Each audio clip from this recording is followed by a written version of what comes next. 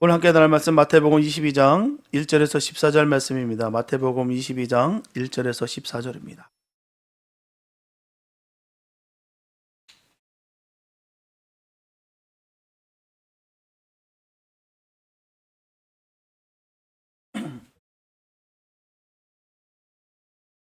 마태복음 22장 1절에서 14절 말씀입니다. 주님의 귀한 말씀 우리 한 목소리 함께 합독하시겠습니다. 시작. 예수께서 다시 비유로 대답하여 가라사대 천국은 마치 자기 아들을 위하여 혼인잔치를 베푼 어떤 임금과 같으니 그 종들을 보내어 그 청한 사람들을 혼인잔치에 오라 하였더니 오기를 싫어하거늘 다시 다른 종들을 보내며 가로되 청한 사람들에게 이르기를 내가 오찬을 준비하되 나의 소와 살찐 짐승을 잡고 모든 것을 감추었으니 혼인잔치에 오소서 하라 하였더니 저희가 돌아보지도 않고 하나는 자기 밭으로 하나는 자기 상업차로 가고 그 남은 자들은 종들을 잡아 능욕하고 죽이니 임금이 노하여 군대를 보내어 그 살인한 자들을 진멸하고 그 동네를 불사르고 이에 종들에게 이르되 혼인잔치는 예비되었으나 청한 사람들은 합당치 아니하니 사거리 길에 가서 사람을 만나는 대로 혼인잔치에 청하여 오너라 한데 종들이 길에 나가 악한 자나 선한 자나 만나는 대로 모두 데려오니 혼인자리에 손이 가득한지라. 임금이 손을 보러 들어올세 거기서 예복을 입지 않은 한 사람을 보고 가로되 친구여 어찌하여 예복을 입지 않고 여기 들어왔느냐 하니 저가 유구무원연을 임금이 사환들에게 말하되 그 수족을 결박하여 바깥 어둠에 내어 던지라. 거기서 슬피 울며 이를 갈미 있으리라 하니라. 청함을 받은 자는 많되 택함을 입은 자는 적으니라. 아멘. 인생은 꼭 한 번 주어졌다고 해서 일생이라고 합니다. 그래서 일생인 거예요. 단 한 번. 하나님은 한 번 주어진 우리 인생이 하나님이 계획하신 아름다운 목적대로 성공하고 또 우리가 행복하기를 주님은 간절히 원하십니다. 이게 주님의 뜻이에요. 우리가 행복해지길 원하는 것. 그래서 사단은 우리 인생이 하나님의 계획을 이루지 못하도록 늘 실패하고 불행한 삶을 살도록 늘 유혹한다는 거예요. 끊임없이 말입니다. 많은 것을 가졌어도 행복하지가 않아요. 많은 것을 누리고 있는데도 불구하고 별로 기쁘지가 않습니다. 왜겠습니까? 내 안에 주님의 사랑과 은혜가 풍성한 것이 아니라 사단의 역사가 가득하기 때문인 것입니다. 우울하고 슬프고 그게 바로 사단이 계속 끊임없이 우리에게 주는 역사라는 것이죠. 사단이 우리를 유혹하는 전략 가운데 하나가 우리로 하여금 상처를 경험하게 하는 거예요. 그리고 그 상처 속에 늘 갇혀 살도록 하는 것입니다. 늘 상처 속에 늘 핑계를 대죠. 나는 상처 투성이야. 그러니까 날 이해해줘. 눈에 말씀드리지 않습니까? 내가 죄에 대한 상처에 대한 이 알리바이를 조성해서 내가 마음껏 죄를 져도 되는 것처럼 여기는 것 아닙니다. 늘 상처에 갇히게 만드는 것은 사단의 역사예요. 주님이 원하시는 바가 아닙니다. 넌 상처받아서 끝까지 거기서 허우적거려. 아닙니다. 사단이 그렇게 하는 거예요. 상처를 통해서 그 상처 안에서 늘 거기서 맴돌게 만든다는 것이죠. 갇혀 살도록 만드는 거예요. 인간이 경험하는 상처 가운데 가장 흔한 상처가 뭐겠습니까? 거절감입니다. 거절감. 또 가장 독한 상처가 거절감이에요. 우리 자라면서 부모님, 선생님, 친구들로부터 수많은 거절을 경험합니다. 거절감을 경험하면 열등감에 사로잡히게 살게 되고요. 사람들과의 관계가 건강하지 못합니다. 또 사역을 감당할지라도 건강하게 사역을 감당하기가 참 힘이 들어요. 반대로 또 내가 다른 사람을 거절하게 됩니다. 내가 축복의 통로가 아니라 저주의 통로, 상처의 통로가 되어 살아갈 수가 있습니다. 행복해야 될 가정생활, 교회생활, 직장생활이 늘 불행하고 불만으로 가득 차고 불안하게 되는 거예요. 근데 거절감은 아랫사람이 윗사람으로부터 받는 것만은 아닙니다. 부모들도 자식으로부터 거절을 경험하고요. 또 선생님들도 제자들로부터 거절을 경험합니다. 심지어 오늘 본문에 보게 되면 하나님도 우리 인간들로부터 거절을 경험한다는 거예요. 예수님도 거절 경험하셨어요. 성령님은 수도 없이 거역당하시고 거절을 경험하십니다. 그래서 성경은 하나님을 거절하지 말라, 성령을 거역하지 말라라고 말씀하고 있는 거예요. 어떻게 하면 거절감의 상처로부터 자유하는 삶을 살아갈 수가 있을까요? 거절감의 상처는 세월이 흐른다고 해서 저절로 치료되는 거 아닙니다. 치료하겠다는 의지를 가져야 되고요. 나는 치료받은 건강한 사람이다라고 선언해야 되는 것입니다. 또 내가 상처를 받은 것만큼 언제나 나도 상처를 줄 수 있고 또 주었다는 것도 인정해야 되는 거예요. 나는 깨끗한데, 나는 선하고, 나는 착하기 그지없는데 다른 사람들이 나만 상처만 주고 있어 라고 여기는 분들이 계신다는 거예요. 아니요, 나도 상처를 준 적이 많아요. 내 상처로 인해서 지금도 고통 중에 허덕이는 사람이 있다는 것입니다. 그걸 인정해야 된다는 거예요. 어떤 거절보다 행여 내가 하나님, 예수님, 성령님을 거역하지는 않았나 우리가 되돌아볼 필요가 있습니다. 때로 옷은 또 그 사람의 신분을 나타내기도 하죠. 법관이 재판장에서 법복을 입는 것은 법관으로서의 신분을 나타내는 것입니다. 폼 잡기 위해서 뭐 그런 거 아니에요. 내가 법관이다라는 것을 나타내기 위함입니다.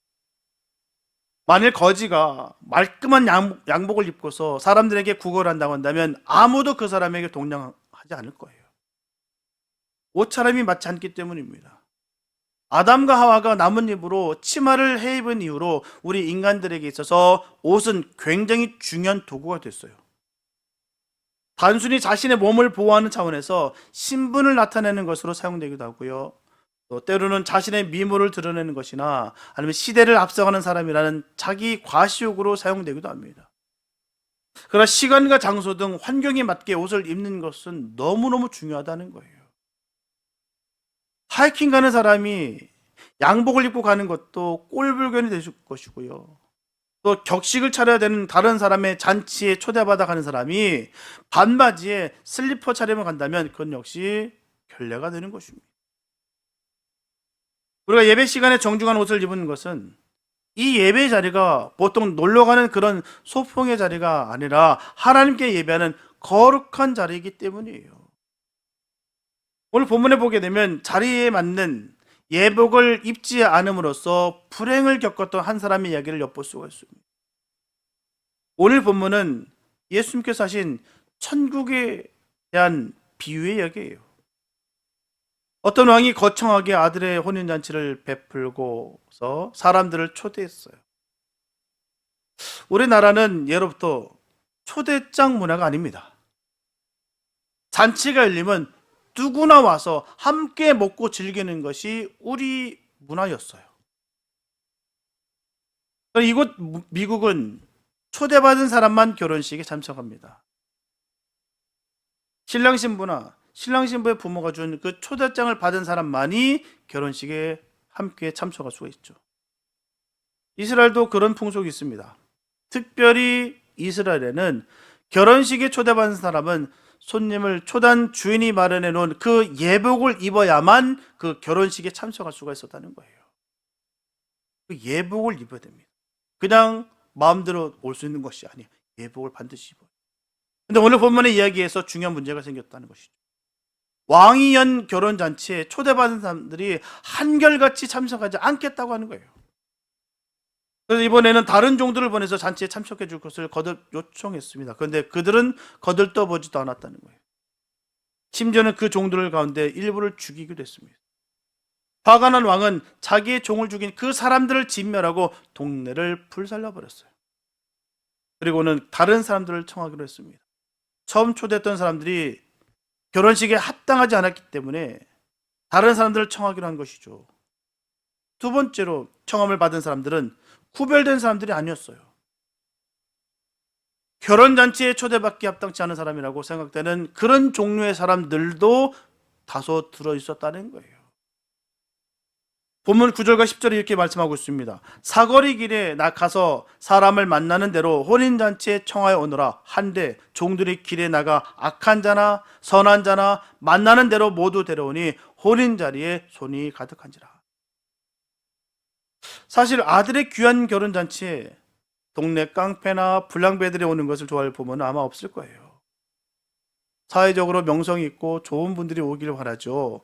지탄받고 욕먹고 정말 부끄러움인 사람들을 불러모은 것은 결코 어느 부부든 환영하지 않을 것입니다. 더구나 왕의 아들인 이 왕자의 혼인잔치인데 그런 불량배들과 나쁜 사람들이 모여오면 그 잔치의 품위가 떨어질 거예요. 그러나 이미 열어놓은 잔치인지라 왕은 더 많은 사람과 기쁨을 나누기 위해서 사람을 구별하지 않고 청해오라고 명령을 내린 거예요.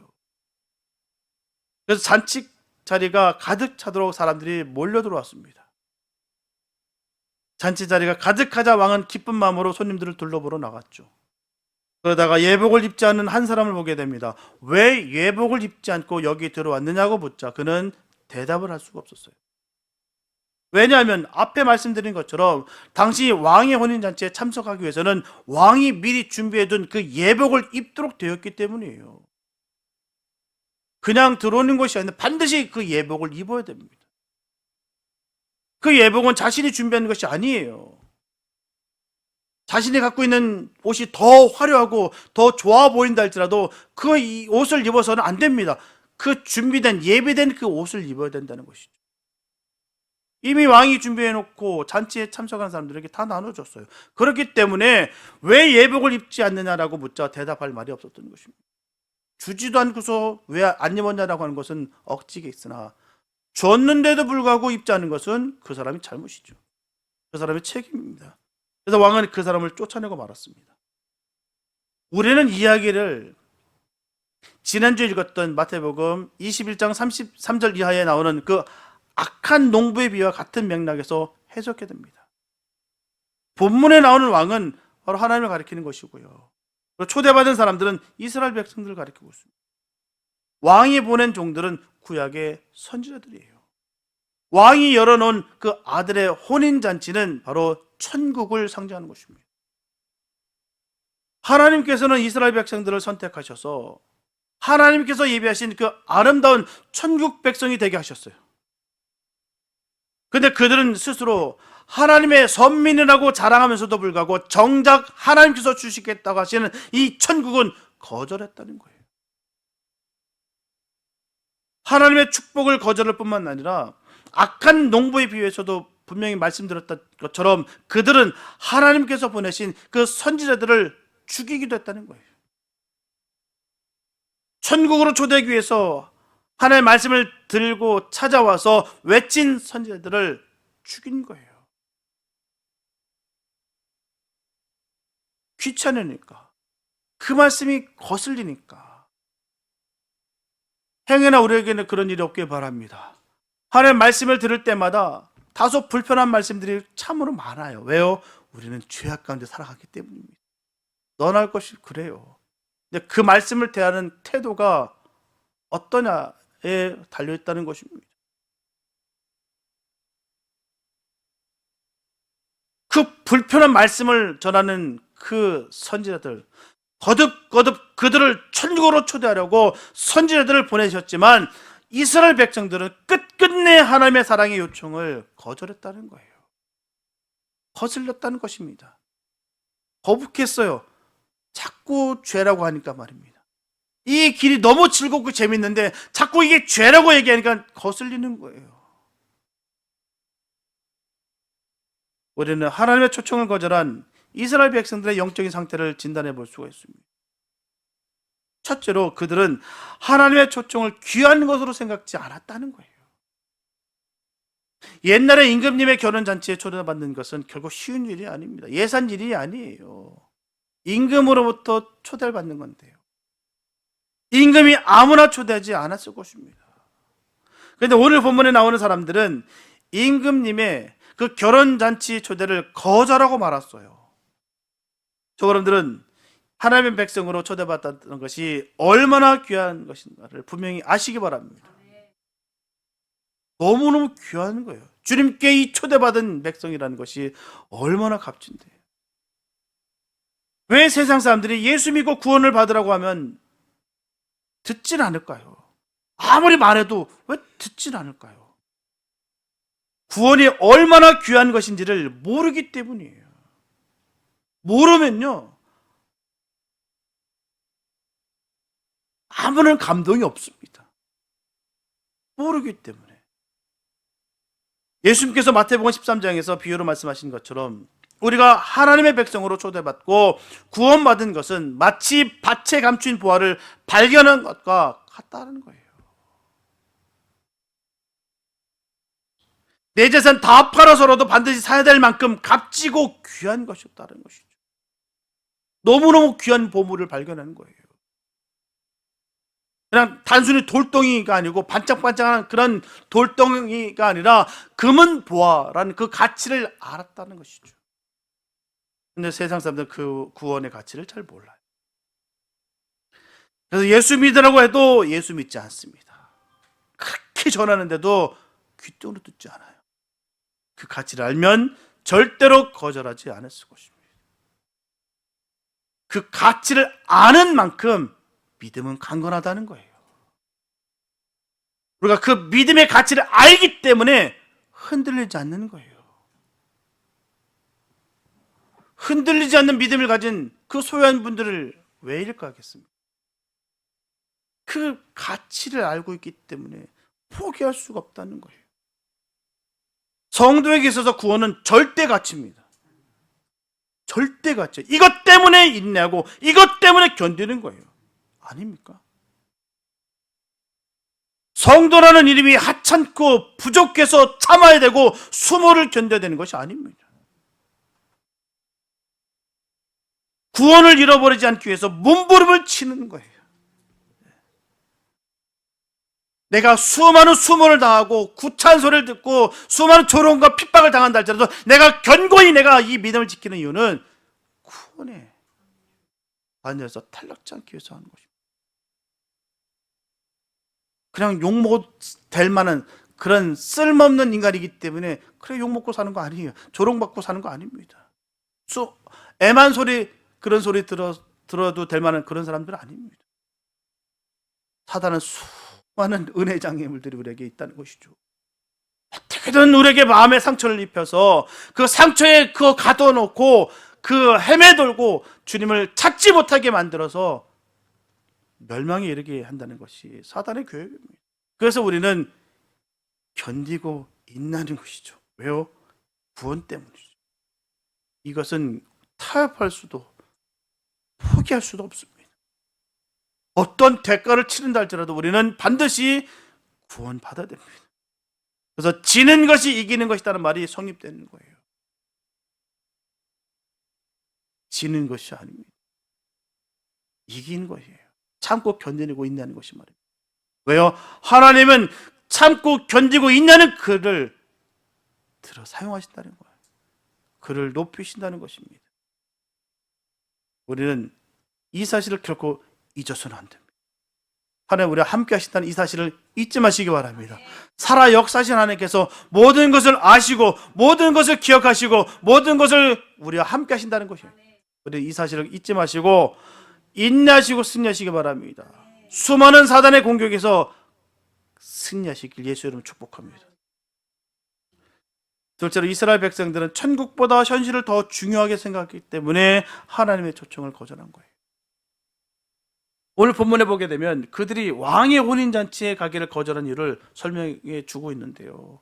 하나는 자기 밭으로 가고 하나는 자기 상업차 장사를 갔다라고 말씀하고 있어요. 하나는 자기 밭으로 가고 하나는 자기 상업차 장사를 갔다. 왕의 혼인잔치 초대보다 자기 일을 더 중요하게 생각했다는 것입니다. 물론 밭에 간 사람도 농사를 짓기 위해서 중요한 작업을 해야 했는지 모르겠습니다. 장사 때문에 간 사람은 아주 중요한 매매 계약을 해야 했는지도 모릅니다. 그러나 저와 여러분들은 이걸 꼭 기억하셔야 됩니다. 우리의 현실적인 문제도 때가 있는 것처럼 영적인 문제에도 때를 놓쳐서는 안 된다는 것입니다. 한없이 기회가 열려있는 것이 아니라는 거예요. 그다음 두 가지 함께 겹쳐질 때는 어떻게 해야 될까요? 우리가 살아가다 보면 일이 겹칠 때가 참 많습니다. 그럴 때는 어느 것이 더 중요한지를 판단해서 한쪽을 먼저 해야 됩니다. 두 마리 토끼를 쫓는 순간 다 잃어버려요. 하나를 따라야 됩니다. 그래서 우리는 일의 우선순위라고 하는 거예요.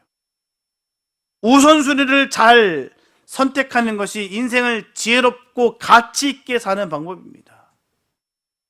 그렇다면 하나님의 초대와 우리 현실적인 문제 중에서 어느 것이 더 중요하고 우선순위에 놓아야 될까요?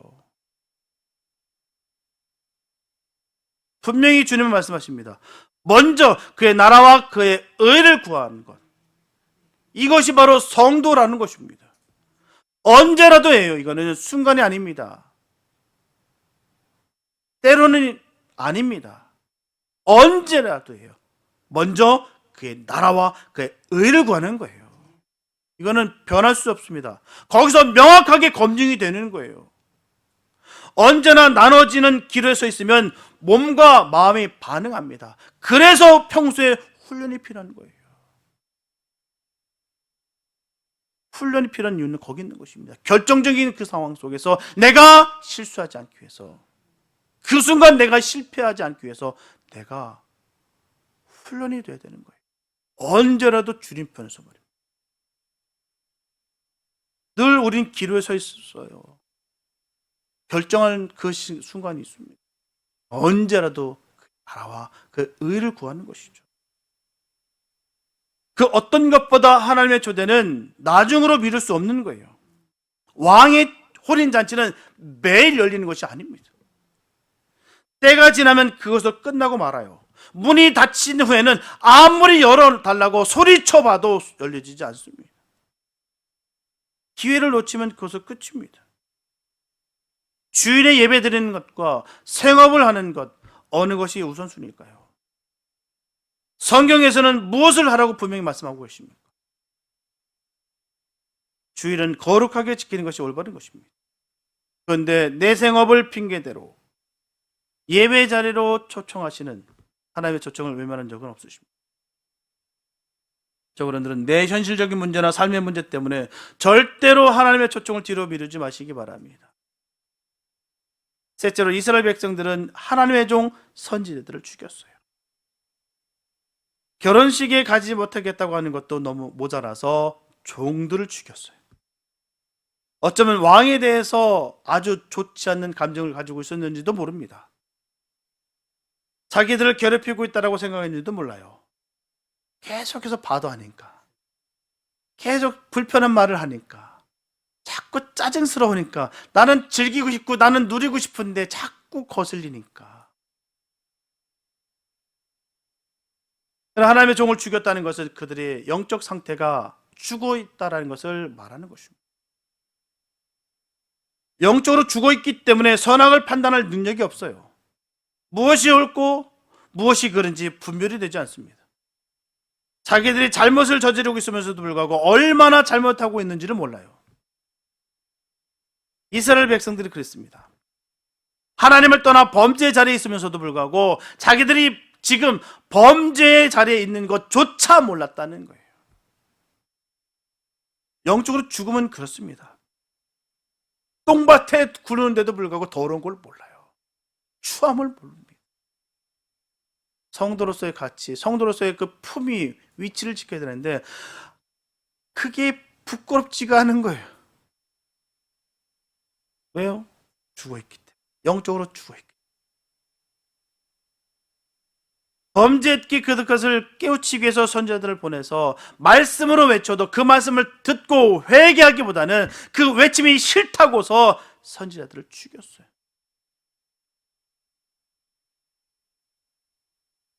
그래서 하나님께서는 그렇게 영적으로 죽은 상태에 빠진 이스라엘 대신에 버림받은 사람들이라고 생각했던 이방인들을 천국에 초대하셨어요. 오늘 비유에 보면 처음 초청된 사람들은 선택된 사람들이었지만 두 번째 초청에는 그런 구별이 없었어요. 누구나 초청됐습니다. 아무나 올 수가 있었어요. 심지어 악한 자라도 왕의 초청을 받아들이고 하겠다고 하기만 하면 예복을 입고 천국 잔치에 들어갈 수가 있었습니다. 그들이 바로 우리를 가리키는 거예요. 이스라엘이 천국을 기업으로 받기를 거부하자 하나님께서는 이방인인 바로 우리를 천국 백성으로 불러주신 거예요. 이것이 얼마나 감사한지요. 그래서 사도 바울은 로마서 11장 30절에서 이렇게 말씀하고 있습니다. 너희가 전에 하나님께 순종치 아니하더니 이 이스라엘에 순종치 아니함으로 이제 긍휼을 입었는지라. 이스라엘 백성들이 하나님께 순종치 아니함으로 말미암아 이스라엘 대신에 우리가 하나님의 긍휼하심을 입어 하나님의 백성으로 선택하심을 받게 됐다는 말씀이에요. 얼마나 감사한지. 이것이 바로 은혜입니다. 천국의 혼인잔치에 초대받을 자격도 없는 사람들인데 하나님께서 우리를 긍휼히 여겨주셔서 우리를 혼인잔치에 불러주신 거예요. 천국의 혼인잔치에 부르심을 받은 우리 믿음의 사람들은 하나님께서 마련하신 이 혼인잔치에 참석하기 위해서는 하나님께서 준비해 놓으신 그 예복을 반드시 입어야 됩니다. 우리가 예수 그리스도를 믿는 순간 우리는 어린 양의 피로 깨끗하게 세탁된 의의 세마포를 입게 되는 것입니다. 요한계시록 4장에 보게 되면 천국에서 하나님을 찬양하는 24장로들이 소개되는데요. 그들은 모두 흰옷을 입고 있다고 말씀하고 있습니다. 24장로만이 아니라 계시록 7장에 보면 모든 성도들이 흰옷을 입고 있어요. 그 흰옷을 입고 있는 사람들이 누구인지 물었더니 이렇게 대답해 주고 있습니다. 계시록 7장 14절에 보게 되면 이는 큰 환난에서 나오는 자들인데 어린 양의 피에 그 옷을 씻어 희게 하였느니라. 그냥 흰옷이 아닙니다. 바로 어린 양의 피, 예수 피에 그 옷을 씻어 희게 됐다는 거예요. 죄 가운데 있었던 우리가 예수 피의 권능으로 깨끗이 씻김을 받았다는 거예요.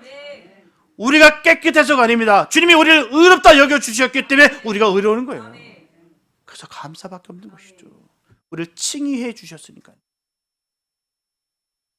우리는 예수 그리스도의 십자가 보혈로 깨끗하게 씻김받은 그 옷을 입을 때만 천국 잔치에 참여할 수가 있습니다. 이사야 선지자는 이사야서 61장 10절에서 이렇게 고백하고 있습니다. 내가 여호와로 인하여 크게 기뻐하며 내 영혼이 나의 하나님으로 인하여 즐거워하니라. 이는 그가 구원의 옷으로 내게 입히시며 의의 겉옷으로 내게 더하심이 신랑이 사모를 쓰며 신부가 자기의 보물로 단장함 같게 하셨습니다. 이사야 선지자는 하나님께서 자신의 더러운 옷을 벗기시고 구원의 옷으로 입혀주셨다고 말씀하고 있어요. 그렇습니다. 우리가 이 세상을 살아가면서 입는 옷은 다 더러운 옷이에요. 아무리 깨끗한 옷처럼 보인다 할지라도 하나님의 눈에 볼 때는 넝마와 다름이 없습니다. 걸레를 걸치고 있는 것처럼 더럽습니다. 아무리 성인군자처럼 산 사람일지라도 의의 옷, 구원의 옷을 입지 못합니다. 그렇게 해서 입을 수 있는 옷이 아니에요. 구원의 옷은 오직 하나님께서 우리에게 입혀주실 뿐입니다. 그래서 세상에 많은 사람들은 자신이 선을 행하고 착하게 살면 구원을 받을 수 있을 것이다라고 생각합니다. 착각이에요. 너무 큰 오해입니다. 도덕적으로 성인군자할지라도 우리 인간의 옷은 더럽습니다. 걸레일 뿐이에요. 저희 집 화장실에는 수납장에 수건이 2개가 놓여져 있습니다. 하나는 얼굴을 닦는 것이고요. 다른 하나는 발을 닦는 거예요. 발 닦는 수건입니다. 근데 같은 수건이에요. 우리 식구들은 어디에 놓여 있는 것이 얼굴을 닦는 수건이고 어디에 놓여 있는 것이 발을 닦는 수건인지 너무너무 잘 알고 있습니다. 그래서 때에 따라 잘 사용하고 있어요. 근데 오래전에 저희 형님이 잠시 우리 집에 방문하러 왔을 때 화장실에서 씻고 나오면서 수건 얼굴 닦고 나오는데 보니까 그때 발 닦는 수건 얼굴 닦고 있는 거예요. 아마도 발 닦는 수건이나 얼굴 닦는 수건 모두 깨끗하기 때문에 그냥 무심코 사용한 것 같아요. 여러분 한번 생각해 보시기 바랍니다. 본인이 깨끗하다고 생각하고 얼굴을 닦았겠지만 그게 발 닦는 수건이라고 알았다면 얼마나 찝찝할까요? 발만 닦을까요? 바닥도 닦는데 막. 예. 그 수건을 아주 전혀 개의치 않고 얼굴 탁 닦고 나는 거예요. 본인은 모르겠지만 우리 그것을 알죠. 그래서 발 닦는 수건들은 절대로 얼굴 닦지 않습니다. 세상 사람들이 도덕적으로 깨끗하다고 생각하는 것이 꼭 그것과 다르다는 거예요. 겉으로 보기에는 깨끗해 보일지 몰라요. 다른 사람보다 인격적으로 성숙하고 도덕적으로 완벽하게 살았다고 자부할지 모르지만 선을 많이 베풀었고 다른 사람들에게 해가 되는 일을 하지 않았다고 말할 수 있을지. 그러나 하나님 눈에는 절대로 깨끗한 것이 아닙니다. 아무리 이렇게 저렇게 포장해도 깨끗한 것이 아니에요. 깨끗한 옷은 오직 하나, 예수 그리스도의 십자가 보혈로 씻음받은 그 옷밖에는 없습니다. 이사야 선지자는 그것을 잘 알고 있었기 때문에 바로 그 하나님께서 입혀주시는 그 의의 옷을 입게 되었음을 인하여 기뻐하며 또 즐거워한다라고 그는 고백하고 있는 것입니다. 여러분들은 지금 어떤 옷을 입고 계신가요? 도덕적으로 인격적으로 깨끗한 옷을 입고 있다고 자부하고 있지는 않습니다. 내가 저 사람보다는 낫지. 수많은 그렇게 생각들 하시지 않습니까? 아우 저 사람은 지저분한 사람이야. 아 나는 고교하지. 거룩하지. 라고 읽지는 않으십니까? 다른 사람들보다 더 열심히 신앙생활을 했기 때문에 나는 천국에 갈 수 있을 거라고 착각하고 있지는 않으십니까? 우리가 아무리 깨끗하게 세탁해서 빨아입어도요 그것으로 천국에 들어갈 예복이 되지 않아요. 걸레는 빨아도 걸레뿐입니다. 발 닦는 수건은 빨아도 발 닦는 수건이에요. 또 하나의 문제가 있습니다. 왕의 혼인잔치에 초대받은 모든 사람은 다 예복을 입고 있는데 오직 한 사람만이 예복을 입지 않았다는 거예요. 어쩌면 자기 옷이 왕이 준 예복보다도 더 깨끗하다고 생각했는지 모릅니다. 아니면 왕이 준 예복을 입을 틈이 없었는지도 모르겠죠. 어떤 이유이든 간에 예복을 입지 않는 사람은 혼인잔치에 참석할 수 없다는 거예요. 쫓김을 받는다는 것이죠. 그래서 그는 쫓겨나고 말았어요. 그리고는 오늘 본문은 이렇게 결론을 짓고 있습니다. 청함을 받은 자는 많되 택함을 입은 자는 적으니라. 이 말씀이 왜 있을까요? 그냥 하는 말일까요? 절대로 성경은 진리입니다. 어느 하나 1.1핵일지라도 바뀌지 않아요. 너무너무 중요한 그 진리의 말씀입니다. 청함을 받은 자는 많되 택함을 입은 자는 적다는 거예요. 이게 얼마나 무서운 말씀인지 모릅니다. 이게 무슨 말씀이겠습니까? 혼인잔치에 오라고 청함 받은 사람은 너무너무 많아요. 그러나 혼인잔치에 앉아서 그 잔치를 즐기는 사람은 그렇게 많지가 않다는 거예요. 왜 그렇습니까? 두 가지 이유 때문이에요. 하나는 하나님의 초청을 거절했기 때문이고요. 또 하나는 하나님께서 준비해 놓은 예복을 입지 않았기 때문입니다. 뭔 뜻이겠습니까? 시험 들었다고 세상으로 흘러간 사람, 죽어도 자기를 부인하지 않는 사람들이 너무나도 많다는 거예요. 핑계 없는 무덤 없고요. 저마다 수많은 핑계와 구실이 있을 거예요. 하지만 결론은 같다라는 거예요. 사실 우리는 무시할 수가 없어요. 그냥 예정으로 그냥 슬쩍 넘길 수 있는 말씀이 아닙니다. 분명한 사실이에요. 직분 때문에 가려진다. 또 저는 삐지기가 미루 말할 수 없는 그런 목사도 봤어요.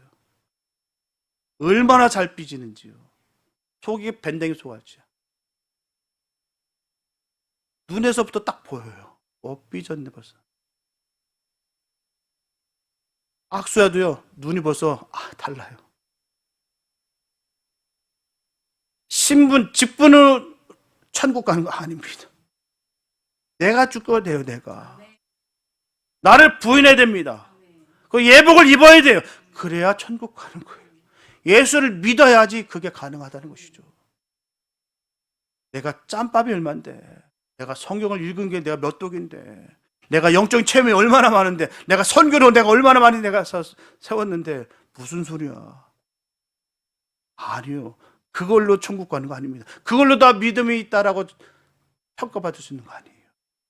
믿음은 견디는 자죠. 주님의 은혜로 말미암아 그 예복을 입은 자입니다. 그 예수를 믿음으로 말미암아 내가 견딜 수 있는 것이고 인내할 수 있는 것이고 나를 부인할 수 있는 것이고 그 예복을 입을 수 있는 것입니다. 예수를 믿기 때문에. 믿지 않기 때문에 내 기분과 감정 따위로 내가 살아가고 대충 내 개성이니 나는 나다라고 여기면서 살아가는 것, 수많은 핑계를 대고 수많은 구실을 대면서 말입니다. 그러나 결론은 똑같다는 거예요. 그런 삶을 살면 결론은 똑같이 되는 것이죠. 뭐라고요? 주님이 분명히 말씀하시지 계시지 않습니까? 청함을 받은 자는 많되 택함을 입은 자는 적으니라. 착각하면 안 됩니다. 우리가 살아가면서 믿음 생활하면서 착각하면 안 돼요. 남들과 같이 있으니까 그래 무리에 섞여서 나는 그렇게 구원받았다. 아닙니다. 주님을 만나야 돼요. 주님과 함께 됩니다. 예복을 입어야지 되는 거예요. 아무리 여기서 들뜨고 들썩들썩거려도 내가 그 예복을 입지 않은 사람은 결국은 그 자리에서 쫓겨나게 됐어요. 우리는 하나님의 초청을 받고 예배당에 나온 사람들입니다. 그러면 우리에게 문제는 우리가 지금 하나님께서 마련하신 그 예복을 입고 있는가 하는 거예요. 하나님의 혼인잔치에 참석하면서도 여전히 세상에서 입고 있던 내 옷을 입고 있지는 않으십니다. 예수님의 시대에 바리새인들처럼 하나님께서 주신 은혜의 예복이 아닌 내 의를 자랑하는 내 옷을 입고 신앙생활하고 있는 것은 아닙니까? 내 옷을 벗지 않으면 혼인잔치에서 즐길 수가 없어요. 신랑으로 산다는 것은 내 옛사람의 옷을 벗어버리는 거예요. 옛사람의 옷을 벗고 예수 그리스도로 옷 입는 것입니다.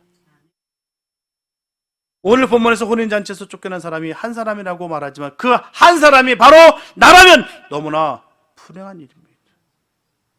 난 아냐 이런 생각 버리시기 바랍니다. 다 할 수 있어요. 난 직분이 있으니까, 난 지금 경험이 있으니까. 아니요. 지금 내가 성령 받았는지, 지금 내가 주님을 믿고 있는지, 그게 중요한 거예요. 왜 나는 아니야? 그런 생각 버리십시오. 할 수 있어요. 하나님 앞에서 자신의 의를 드러내서는 안 됩니다. 하나님 앞에 설 때는 언제나 하나님께서 거저주신 그 은혜의 옷, 예수 그리스도로 깨끗하게 씻음받은 그 의의 세마포를 입고 서시기 바랍니다. 하나님께서 주신 그 의의 옷, 구원의 옷을 입은 사람들은 결코 자기를 자랑하지 않습니다. 자기의 의는 없기 때문이에요. 자기의 노력으로 얻어진 옷이 아니기 때문입니다. 예수로 옷 입으시기 바랍니다. 예수로 충만하시기 바랍니다. 그럴 때 승리하는 거예요. 사랑하는 여러분, 오늘도 하나님의 천국잔치의 자리에 초대받고서 이 예배 자리에 있는 저와 여러분들은 구원의 옷을 입고 즐거이 하나님 안을 찬하고 기쁨으로 하나님께 영광 돌리시기 바랍니다.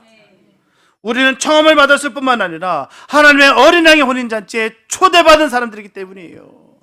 그리고 우리가 주님 다시 오실 때에 어린 양의 그 혼인잔치에 부르심을 받은 그날까지 하나님의 은혜 안에서 기쁨과 감사가 넘치는 삶 사시길 예수 이름으로 축복합니다.